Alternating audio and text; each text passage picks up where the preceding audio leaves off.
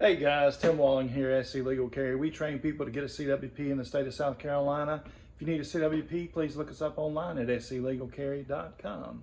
We're going to do a little something different on this video. So what I've got here is a Thompson Center, and this is the Performance Center chassis gun. Smith & Wesson has bought Thompson Center, and Smith & Wesson took this firearm into their Performance Center shop, and they have fluted the barrel. They added a muzzle brake.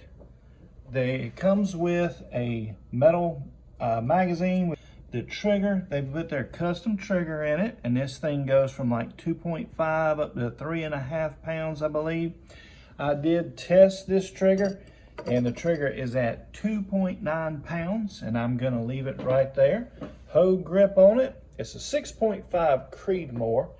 This bolt in this gun is super nice. Man, this bolt, it moves like butter. It is so easy sliding forward and backwards. They really did do a good job on that bolt. Excellent work. So this buttstock is custom made for this gun, and I'll just go ahead and tell you now, the negative with this buttstock is you cannot get this bolt out without removing the bolt here and taking the buttstock off. So in between shooting, if you want to clean this barrel out, you got to take your buttstock off to get your bolt out of the gun. Huge negative. Now I'll just go ahead and say this too, the safety on the gun. The way it sticks out right here, I'm hitting this corner right here with my finger when I'm pulling the bolt back. I may get my Dremel and round these edges off right here so that it doesn't cut my finger as I do that. We got a set of Leopold scope rings, and what we bought here is the Riton, and it's the X5 Conqueror 5x25 50mm. When you're buying your scopes, remember Riton Scopes is a veteran-owned company. This firearm came with a bipod on the front of it here. There's a lot of extra goodies that come with this gun. I'm not a long-range shooter, but I wanted to do some long-range shooting. So I want to shoot out to 1,000 yards. I want to go and shoot 1 mile. So I'm going to try to do this with this 6.5 Creedmoor here. And what I've been reading is Long Range Sooting Handbook by Ryan Cleckner. Really good book here. And you can see I've been taking notes and stuff as I go through this thing. So let's see if Ryan can take me to the range through his book with this rifle and get me to shoot in very small groups. I'm looking for groups of 1 inch at 1,000 yards. 1 mile, I'm anticipating maybe a 2x2 steel target to shoot. The Clinton House in South Carolina does have a place where you can go and shoot 1,000 yard, and you can shoot out to 1 mile. So let's see if I can use some basic tools at home and put this gun together and go out and achieve that goal of shooting at 1,000 yards and possibly shooting 1 mile with it.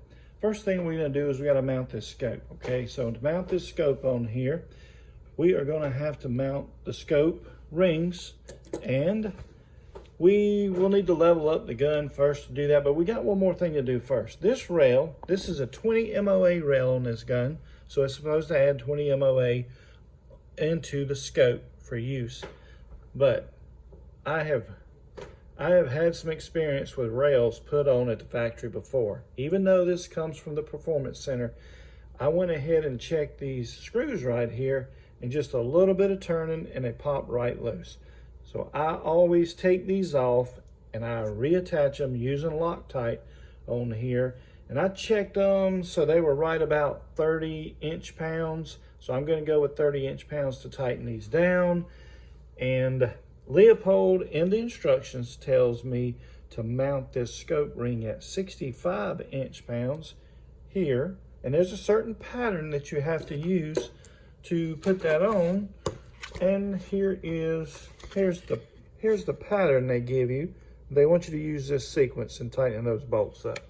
So we'll follow that sequence, and they tell us to mount the top of the scope attachment, these scope rings to mount them to the scope, to go 28 inch-pounds on those. So we'll follow their recommendations on it. We will use some blue Loctite to do this. Please put blue Loctite on these items to secure them. Let them sit 24 hours before you go out and use them. So let's just get started here. First thing we're gonna do is take this off, clean it really good. We don't want any grease on the screw or down in the hole. We don't want any grease on any of these screws or any of this stuff when we attach it. And then we'll add a Loctite. We're gonna put this back on first. Then we'll set this on the firearm. And next thing we'll do is we wanna get our cheek rest set so that, see, when we lay our head on here and our natural way we naturally lay our cheek on here, we wanna see directly through that scope. So we'll adjust this and we'll get that set up first before we get started. So let's get started and I will walk you through it as we do this. Let me just back up a little bit here, just so you can see we are at my wife's kitchen table. The table's over 100 years old. She said she would absolutely kill me if I damage her table. So we're gonna make sure we don't damage it as we do this install. Let me share this with you folks. Look at all the grease that's up underneath here in these holes. Let's see, no Loctite on these screws. So that is why you want to take this off, clean this up, get some Loctite on it. You want to reduce all the variables. You want to make sure your equipment does the same thing over and over again. And this would come loose and cause problems for you down the road. I used a little bit of brake cleaner and sprayed it onto the Q-tips. And then I put them inside here, and look how dirty it was. Look at all the oil and grit that I got out of these holes on the top. I cleaned the screws and I cleaned the holes here also, just to make sure we didn't have any oil in it. And now we're gonna apply some Loctite and reattach this rail. All we've done so far is we have reattached the rail to the firearm. We just attached the scope rings and we tightened up here and here, just hand tight. We just don't want the scope to fall off the gun. Now, what I did was I just put my cheek on the gun, naturally looking through here so I could set the cheek rest. Now, I put my scope on full power. You can see I'm all the way up to 25 power here. And I pushed the scope all the way forward. We pushed it all the way to the front. And I just have a whiteboard sitting there, something I can look through and see. The reason you do full power is there's gray area around the scope when you look through it. And you want to slowly pull this scope back towards your cheek, back towards your eye, until all the gray area that you see in there around your scope goes away. Nice clear picture. You're using all the space inside the scope when you're doing this. And I put the rings on here, and these rings are loose. They'll wiggle a little bit and loose. This thing slides free. I just didn't want anything to happen. I knocked the gun over or something and the scope fall off the firearm while I'm doing this. Again, I didn't put it in the vise. I'm not using anything special. I just got it set on what I'm going to use as a front shooting bag and the rear shooting bag to support the gun as I do this. Let's see if we can look through the scope. So there we go. You can see we got rid of all the gray area, the black area around the edges, so you can see the entire scope. I marked it with a piece of tape so I know where it's supposed to be. So let's turn this down to our lowest power. And you can see when we're at our lowest power, we see all the scope, no black ring around the edge.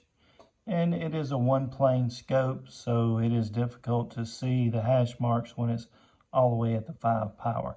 But it's a long range scope. We're going to use the higher powers in it when we're shooting. Since we've already got our eye release set, we've got a tape marking it. We're going to level the gun up, level the scope up and attach it, and we're going to use these levels to do it. We level this bubble on the gun, and then we level this bubble inside where the bolt goes. Now we're going to move this bubble up here, put it on the top of the scope, and then we're just going to level up our scope until we get the bubble in the center. When we get it in the center, Want to make sure we're still level here on our rifle also. Now that we've got our scope level with the firearm there, now we're going to tighten down our screws to our, and look, you see I'm off on the eye relief just a little bit, so I need to scooch back up. There we go. I need to make sure I'm touching there, and now I got to level the, now I re-level the scope. I'm glad I went to talk to you guys to show that I didn't have that thing touching right there. So let's double check it and make sure we're still good with the rifle. And then we're gonna tighten up the scope rings real quick. Just enough to secure it and hold it so that we can keep working with it. Before you secure the scope rings to the rifle, make sure these are loose and you push this all the way forward. If there's any slack in it, push it forward, hold it down, and then tighten them into place. You want this forward so that when the rifle fires and it catapults this scope to the rear, there's no movement in it, okay? So make sure the plate attached to the rifle is slid all the way towards the front of the rifle as you tighten it. One thing I did add was a level directly onto the scope. Now, this should be mounted here in the front of this turret, but I forgot to do it, and now it won't fit through here, and I'm not taking the scope back off to remount it. So I'm gonna leave it back here. If it gets to be a problem or in my way, then I'll change it. But for now, I can see this turret. I can make changes and adjustments right here. No problem seeing right up under it. And it will make sure you are holding the rifle level while you are at the range shooting for those long distance shots. So now it's time to set the reticle clarity, okay? So we take the front part of the scope here, we take it all the way out, we sit and look through it, and we just adjust this until it becomes clear and sharp on the inside. Let me see if I can get that to show up for you guys here. So you just twist the knob until it's nice and clear. You lift your head off the buttstock, lay it back down, and let your eye look through it. You don't want your eye to try to focus to the reticle.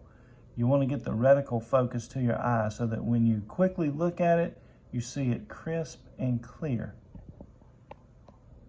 A little high on the power there, but this is an illuminated scope.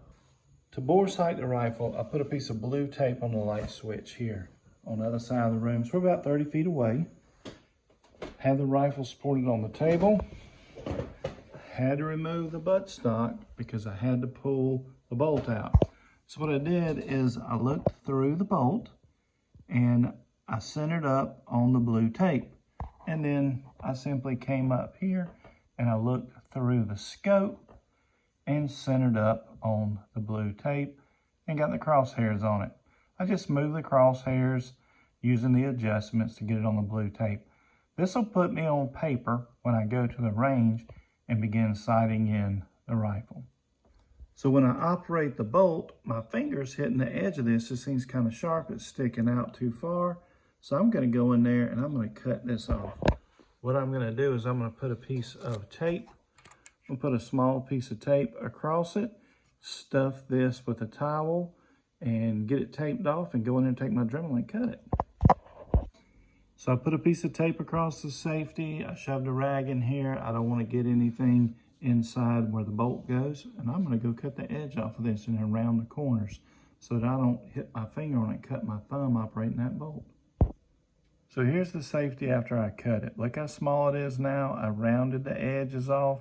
I made it nice and smooth. I painted it back black so you couldn't see that I had cut it. Now I'll have plenty of room for this bolt to come up and pass it and go back forward, and I won't have to worry about catching my thumb or my finger or anything on this and getting cut. Actually worked out pretty good, and the safety still functions properly, and you still got plenty of room to get your thumb on it to operate the safeties. So let's get the buttstock back on the gun, and we'll let the Loctite dry. Well, there you go. At the kitchen table, just some basic tools, nothing special, a little bit of knowledge, and we have got our scope mounted to our firearm, and we're ready to go and test this thing out. We're going to sight this thing in at 200 yards tomorrow. So remember, guys, be a responsible adult. Don't push your responsibility as an adult off onto a child. Buy gun locks and gun safes. Till next time, take care, folks.